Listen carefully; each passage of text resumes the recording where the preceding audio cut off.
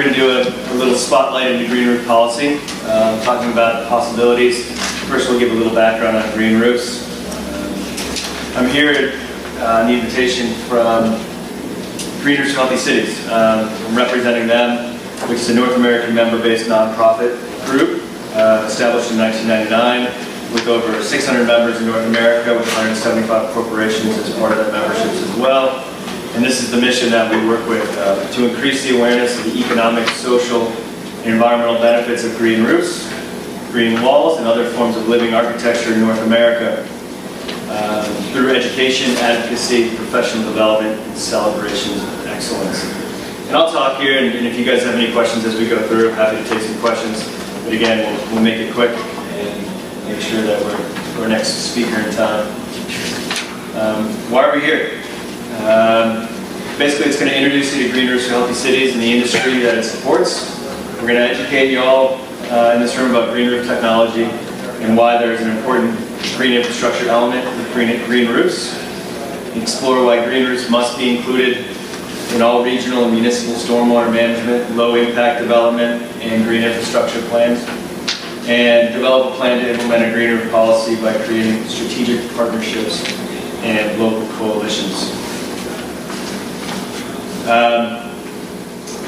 We did a review at Green Roofs for Healthy Cities and looked at municipalities across the country, looked at 20 different variables to identify which markets would be really primed for green roof growth, and they're rated here. Tulsa actually would fit on this list. We looked at lead projects in place, current green roof square footage in each town, in each city, if there's a policy in place, construction spending at the point, and also if there's a green infrastructure plan for the city or county or area. And then there's multiple more, but those are 5 big ones that we started to look at. You can see there's cities at all varying size, from New York City down to Grand Rapids, Michigan, and find that green roofs were primed and able to grow in those markets really quickly.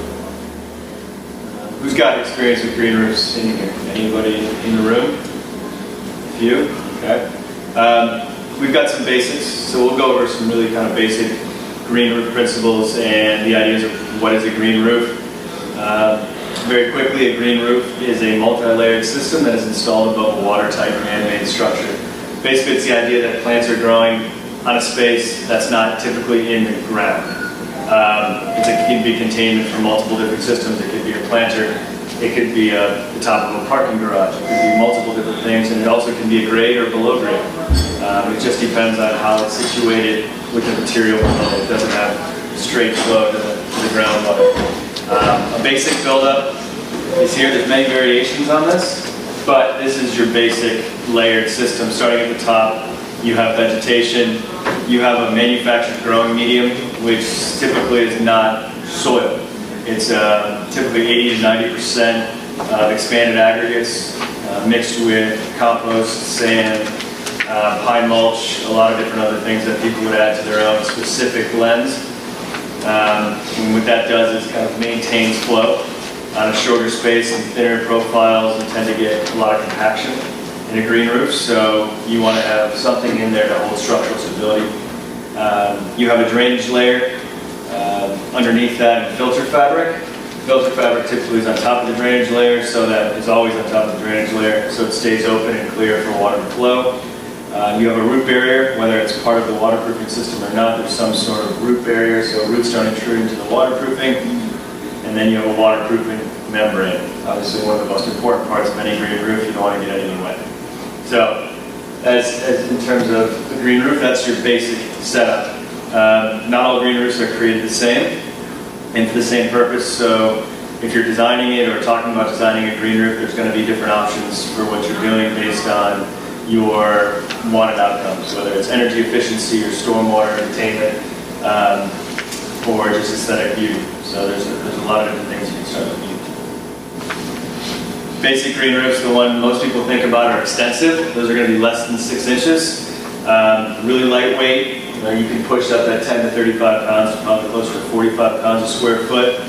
You've got minimal plant, I wouldn't say diversity all the time. We have minimal plant diversity here, but it's also at the same time you have a lower amount of plants to be able to choose for your specifications. Typically, sedums are a major component to extensive roofs, which are a succulent plant. There's about 1,000 different species of sedums across the world that are used in green roofs. So that's a staple, but we also integrate grasses, perennial wildflowers, almost anything you find on the ground landscaping that grows in a 6-inch medium, you'll find on green roofs. And typically lower maintenance for an extensive roof, just because typically you have lower diversity. Here's a couple examples of some extensive roofs. One on the left is in Portland, Oregon. And the other is Evergreen State College in Olympia, Washington. So as you see, you're growing gaillardia, a couple other plant species on that right-hand side that definitely is not low diversity, and they come to full height in a 6-inch system. So really good examples of some of the things that can be done for a green roof. The next category is the intensive roof, which is you have a greater media depth, 6 inches plus, higher weights, 3 to 300 pounds, which typically is about a 2.5 foot system where you're growing trees, larger shrubs, and things like that. Higher plant diversity, more typical to what on-the-ground landscaping is in terms of maintenance and what the owner's perceived outcome, what they want as their outcome for a green roof. And then definitely standard maintenance. Maintenance is going to be part of every conversation you have with a green roof, just like any plant. You want to get things established for the short term to have long-term viability. And so you'll start with the first 2 years, probably the heaviest maintenance point, and after that, hopefully your plants can take through and fend for themselves. Here's a couple good examples of an intensive roof, again in Portland, and the Rehabilitation Hospital in Chicago. You can definitely see this is already the one on the right, as opposed to an 18-inch to 2-foot deep section. They've got rocks, they've got a water feature that's in there now. So you're able to bring in a lot of variability and a lot of design aspect to these intensive roofs. As an industry, Green Roofs for Healthy Cities and its members have worked for over a decade to come up with standards in North America. These same standards have been around in Europe and Germany since the 70s. In essence, so we're copying their technology but adapting it to our locations. You see green roofs that come into the country, green roof technology that's come to the country that matches perfectly. Like New York and Holland, they had really good transfer of technology because it works really well. When we started coming out west, Oklahoma being this boat, Denver for me, where we have 15 inches of rain a year, you can use the same technology, but you tweak it to work in your environment. So we work with other things to bring in more water, to keep more water in the systems, and different plant species. So these are the standards and guidelines we live by. They've been around, like I said, in the U.S. and North America since 1995. We've been going through it. ASTM standards, FLL is the German group that we follow for their landscaping group. We have ASTM standards for types of media and actual layout and weights. There's a wind and uplift and fire safety that was just approved in 2010, showing that green roofs are Class A rated fire space. So those fears that have been there forever have been at least quieted for a period of time. So green roofs do a really good job. It's actually keeping fire down. Recently, we've come up with a living architecture performance tool that looks at types of green roofs and actual benefits that you get. So if you have more questions on that, we can talk about it. Since 2004, amazingly, our industry has grown by a factor of 10. In North America alone, in 2012, there was 20 million square feet that was laid down, which is about 24% more than 2011. And we've seen that same type of growth again this year, last year, at least in 2013. So we've been really excited about the industry. And really what it is giving people the idea that it's part of the toolbox. This is something that can be designed for in any location. Architects, landscape architects, designers have gotten the idea that this is a possibility in your space, in your towns, in your communities. And so they're getting more comfortable specifying green roofs and different types, and finding that it can be a definite benefit to multiple different things for a building, multiple different benefits.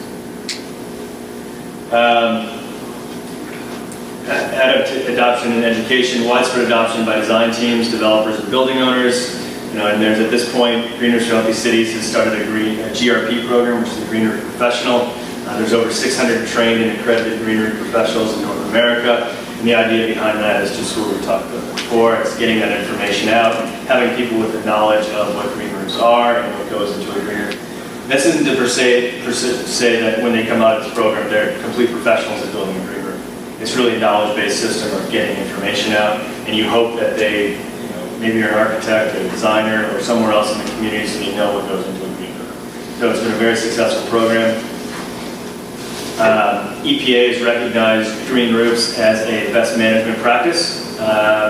EPA programs, which we'll be looking into a little more in detail, have applied green roofs to the Green Infrastructure Action Plan, Clean Water Act, National Pollution Discharge Elimination System Permit Program, and the Urban Heat-On Initiative, and also, in the Urban Heat-On Initiative. Is everyone familiar with these programs?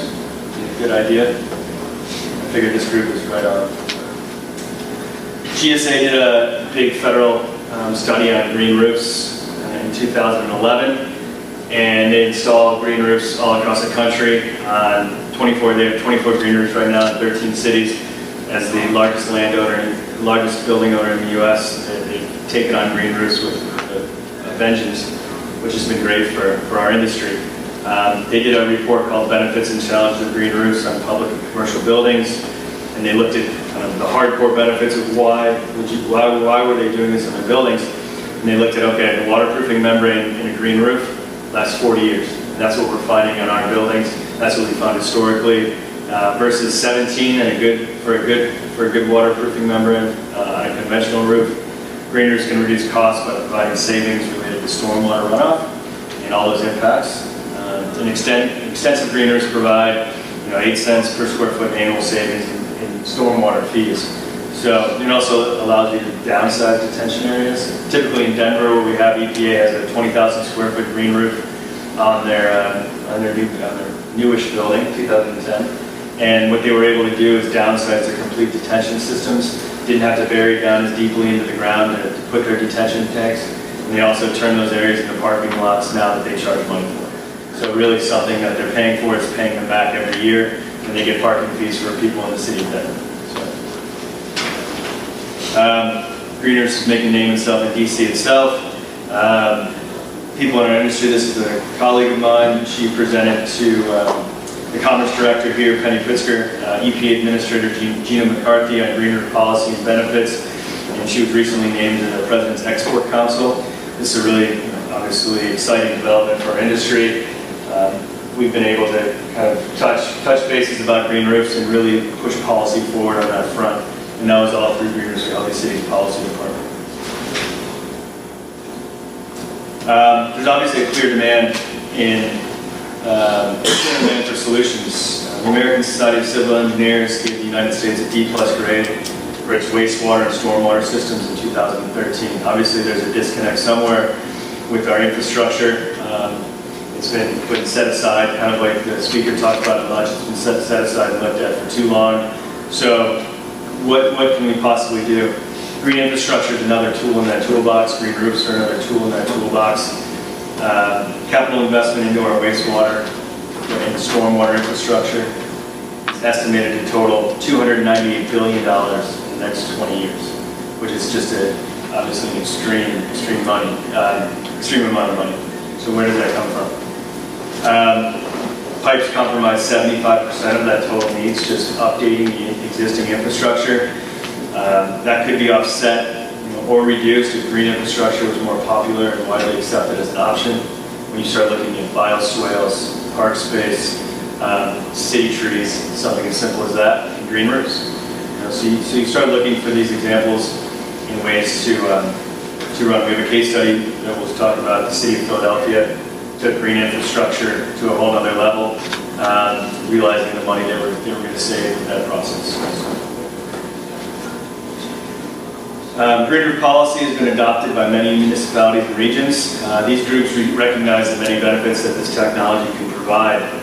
These policies include, and aren't limited to, but these are some of the really kind of existing policies that are in place right now in cities across North America. You're looking at tax credits, grants, loans, permit fee reductions, stormwater fee credits, density bonuses, which a lot of cities were looking for, especially Portland, expedited permitting, like the city of Chicago, building ordinances, mandates, Toronto standards and requirements. So there's definitely good policies in place in green roofs right now to truly start pushing them forward. These are just an example of some of the cities right now that are working towards or have green roof policies in place. Definitely cities of all sizes in all regions of the country have found green roofs to be a partial solution to some of their issues, whether it be urban heat island effect like it is in Chicago, or stormwater, where it is in Grand Rapids, Michigan. So you start looking at what are the major problems that we have as an urban area, and what are some of the ways to solve those problems. And this ends up being a relatively less expensive way than your typical green infrastructure. But again, it's just a supporting piece of that. It's not the overall system. We've seen this. This is the top 20 North American metro regions for green roofs in 2012. Washington, D.C. had a $7 a square foot benefit to anyone that built a green roof in Washington, D.C., and they immediately created an industry in a year. They had significantly less. They built 1.3 million square feet of green roofs in a single year, which is unheard of. It's an amazing amount of people took advantage of it, and they're seeing benefits to their entire waterways around the city for that reason alone. But that's why you'll see this. But it basically created industry, created jobs. So it goes all the way down to San Francisco, just passed a new ordinance this year, so we hope to see a jump like that in the city of San Francisco in the next year. This is where you start looking at the city of Philadelphia. They got the Green City Clean Water program that they were looking into. A few years ago, they were faced with having to come up with a viable long-term stormwater management plan to meet the Clean Water Act. They saw an opportunity to reinsert nature into what had become an unnatural equation. Instead of opting to expand their traditional gray infrastructure at a huge $8 billion cost that you see there, they started to look into what kind of green infrastructure can we have as a city to be able to put it in place. And once they ran the numbers, they did their cost-benefit analysis, as everybody does. They realized that they could do some gray infrastructure work to update existing pipes, but also rather than an $8 billion investment, they could do $2.4 billion in green infrastructure, and they believed they were going to get the same net result. So that's over, that $2.4 billion is over about 25 years, as is the $8 billion, what they were considering. So it became a relatively easy choice for them. I was in Philadelphia 2 years ago to see kind of the beginning of this program. You've seen changes already with the city in terms of their stormwater quality and quantity issues that they have for the first years of this program, and they've become kind of a beacon for communities that have CSOs, not like MDS. They've been really a shining light for a lot of different cities in that region to say, hey, we can deal with this a different way, and we've been thankful for them to kind of take that first lead.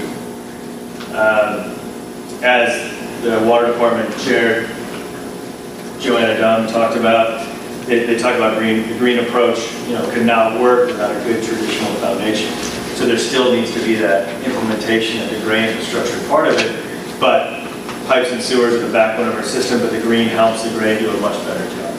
So really it's working in concert with the existing tools we already have as something else that can be put in place at a significantly less cost for those cities and communities to be able to implement green roofs. And also what green infrastructure does is it adds those benefits to cities that you don't typically see, that aren't probably part of their cost-benefit analysis, is that it also enhances the environment around there. You have new park space, you have new areas where community health, quality of life, and regions' resilience to things such as climate change and major rain events are now set up to deal with better. So, you have again, with all things green and green roofs, it's not just a single benefit of stormwater, it's a multi-tiered benefit that people get. What they did for their tax credit was established in 2007. They credit up to 25% of all costs incurred during a construction project in terms of to construct a green roof with a maximum of $100,000 per project. Typical green roofs at this point, probably in Philadelphia now, are between $13 and $17 a square foot total cost. So they had the ability to get a large portion of really large green roofs, a 20,000, 25,000 square foot green roof, and also get money to help out on smaller scale ones as well. So that's seen as a major success, the green infrastructure movement, and for green roofs itself. Something we keep track of. Another one that we look at is Prince George County, Maryland. Chesapeake Bay is the major impetus for that. It was established in 2013. It's available to residential, commercial, and other building owners at this point. And they were offering a $10 to $20 rebate per square foot of green roofs. And you listened to the number I said earlier, that's almost a complete green roof. So you can build one under their program. I don't know the exact details of how you get to the $20 a square foot cost, but they needed something done now, and they were willing to kind of help out and realize the benefits of other people building their projects. So. Syracuse, New York, again, we're back in the Northeast. Save the Rain program was established in 2010. It's a grant program which awards to select green roofs. It's already granted upwards of $20 per square foot. Over 20 green roof projects have already been funded there. So again, you're starting to see this momentum and things move forward. Toronto is a shining light again. They had a mandate program established in 2009. They had such a problem with stormwater that this was kind of their last resort where they were like, okay, we have to do something about this. So they mandated green roofs. Again, it grants up to $7 per square foot, and they've laid over 2.5 million square feet. Have been permitted since 2009, again, which is a huge amount. If you've ever been to Toronto, that's where Green Roofs Healthy Cities is based, so we did a lot of permitting policy work while we were there to kind of push the industry along. And there's some great examples of green roofs there. Show you what you can do. Why green roofs? Again, we go back to multiple value added for an infrastructure project. It provides numerous economic and other environmental and social benefits to a location. It has an unmatched number of public and private benefits when compared dollar to dollar. It can be incorporated on new construction or retrofits, and the land is already there. You're not preparing a site on the ground as you would for other types of projects. There definitely needs to be load factors and other considerations that need to come into place, but it's one thing they're able to do. Public benefits of green roofs. I won't go through all of these just because we're very short on time, but this is just an inkling of some of the things that it can do to help a city, and with the policy people are always looking for is those multiple benefits for a dollar spent. So, job creation has been one of the biggest things. This was more of a surprise than anything else. For every dollar spent on green roofs, this is from that GSA study, 75 cents to 85 cents goes towards actual job creation in the design community, construction, consulting, manufacturing, and maintenance community. So Chicago had this happen to them when they had one of the first mandate programs in 2006 under Mayor Daley there. They didn't have workers doing this, so they started a program for green roofs. They mandated for the downtown core that if you're building a building this size in this downtown core, you need to have 50% coverage of green roof. And you had a lot of people jump into it and be like, okay, well, this is how we build it. But what they've started to do now is introduce performance measurement tools to make sure that the green roofs that they're putting in now work. But they had to create that industry first. So they created thousands of jobs based on this program just to keep things going forward. Stormwater management. I think with this conference, a lot of people here already have the idea of what low impact development and green infrastructure can do for stormwater management. So obviously green roofs are beneficial to both gray and green. It's like a first line of defense, managing water right where it drops.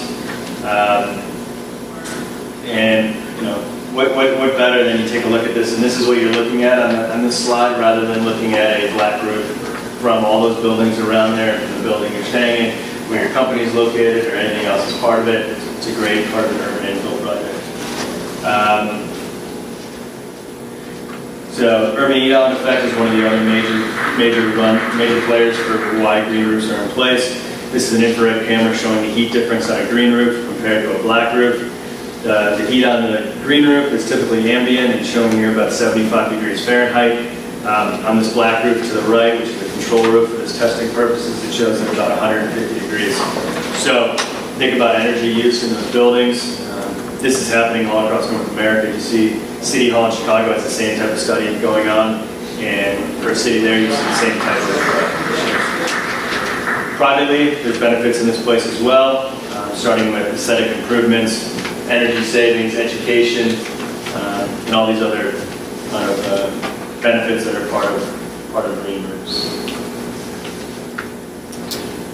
Increased property value. It has a bit of marketability, branding. There's a building in Portland, Oregon that it's a brewery in the downtown core, and they saw office building rates go from Class A office space to Class A plus just from the building downstairs. So without spending a dollar on marketing or anything else, all these other businesses were able to raise their income, raise their profitability based on one of their buildings' decision to build a green roof.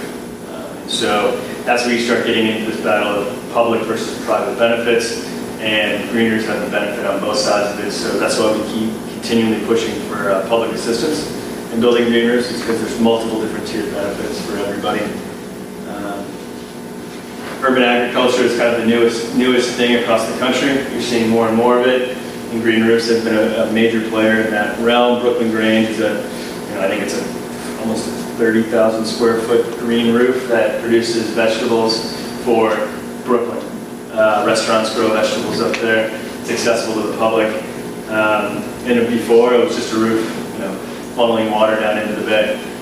So you found a reason to use these spaces. Obviously, structural considerations needed to be taken care of, but what better way in a city like New York, where most food's traveling about 1,600 miles, to be able to do a inner city urban farm. Basically, what's next? Green roofs throughout these cities offer policy development workshops, and we're always looking for other cities to partner with and other states to partner with to see what kind of policy can go forward. We offer local market development processing, which includes championing and community engagement, and everything below. We work with Milwaukee, Nashville, Minneapolis to implement green roof programs directly with their cities and city governments, and they've been really successful in continuing to go forward. We really like to build a dedicated green roof task force and people in town that are truly championing green roofs. And so if you're one of those folks, feel free to get in touch with us, and we'd love to see you on board to see more green roofs get built. I think I'm running out of time now. So again, community engagement, green roof task force, goals. A good program, San Francisco just went through this process too, looking at adding more green roofs, and they were really successful in getting policy passed in the city. And the final one is from Mayor Daley in Chicago. He says rooftop gardening is an attractive and energy-saving alternative to a conventional rooftop. Rooftop gardens can keep buildings cooler, save energy, and extend the useful life of the roof. And really what it's doing is add beauty into a usable space. This is JW Marriott without green. Voila. Instant success. So